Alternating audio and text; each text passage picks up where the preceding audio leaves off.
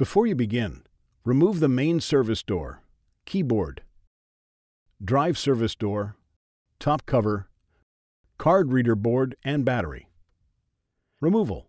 Lift the locking bar up on the USB board ZIF connector and disconnect the USB board ribbon cable from the USB board.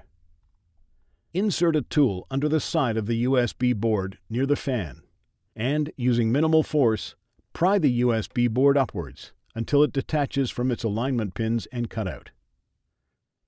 Remove the USB board. Replacement. Place the USB board onto its alignment pins and through the cutout in the base enclosure. Insert the USB board ribbon cable into the USB board ZIF connector and press the locking bar down to lock the cable into place.